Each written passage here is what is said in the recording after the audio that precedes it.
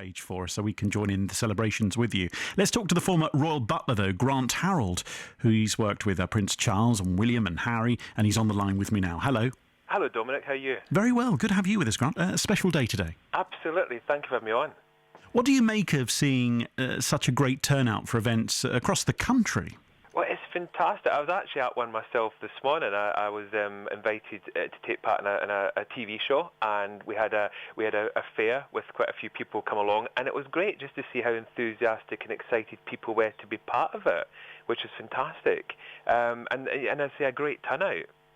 What about the Archbishop of Canterbury's comment saying the Queen has shown faithful devotion to the country through times of great challenge? Just expand on that. It's true, because the thing is, she's got this wonderful, I don't know how to word it, determination. That's obviously kind of, she's been doing this for decades and decades. And I was talking to someone about it recently, and we said that the fact that she's turning 90, there's not many of us that would ever remember not having the Queen there doing the job that she's been doing for many, many years. And she does. She puts that obviously before everything. Her family is obviously very important to her, and that's something that she, as I've seen personally, is something that she is devoted to.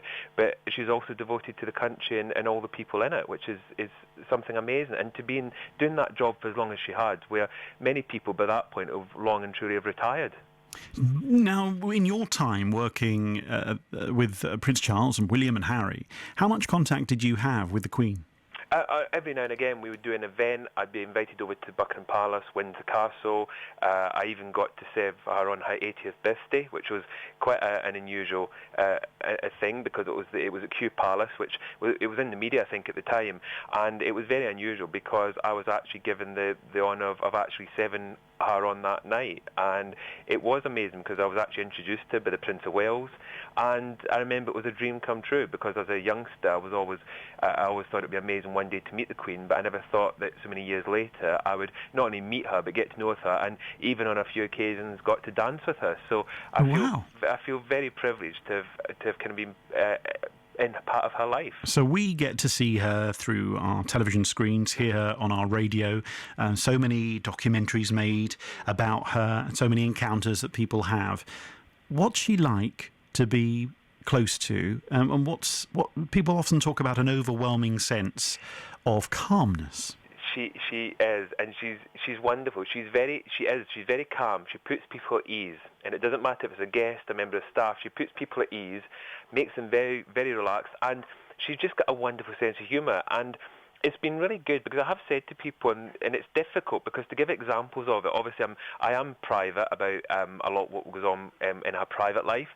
So it's become a lot easier recently, because I've noticed that she's starting to show that more, and not only just through documentaries, but recently there was something on, and you kind of saw her standing at this door, and they opened these doors to this reception, and there was hundreds of people behind these doors, and just before they opened them, she actually turned around and said, "Oh, do you think anyone will come along to see me?" Mm-hmm. And then she did this kind of smile, which I remember that smile so well, and that glint in her eye as she kind of looks to the side. And of course these doors open, and then she goes into that wonderful role, as we all see her do on many occasions, walks into the room, and it is fantastic. But that sense of humour, just before she did that, she has got, I think you have to have humour in that position. But again, people don't realise that, because they obviously see the official side of things, and they don't really think that, probably they think that she doesn't have any humour, but she has. She's got a lovely sense of humour. She's 90 and shows, no sign of slowing down just yet, does she? No, I don't think she will. I think as long as she can go on, she will. And of course today, what many people have probably forgotten is it's actually the Duke of Edinburgh's 95th birthday. And I mean, to think of that, he's 95 and he's still there. Not only there, he's very much supporting her and still doing engagements. And they've obviously slowed down a little bit, but I mean, they still do a lot. And for a couple that are 90, 95, I don't think there's many people at that age group that are still doing as much as what they're doing. Grant, great to have you with us on the programme. Former royal butler to Prince Charles, William and Harry, and has served the Queen. On this day we talk about her on her 90th birthday, on the official birthday for Her Majesty the Queen. Thank you for being with us. Thank you for having me on. This is Drive Time on BBC Radio Kent, 14 minutes past 5. Dominic King.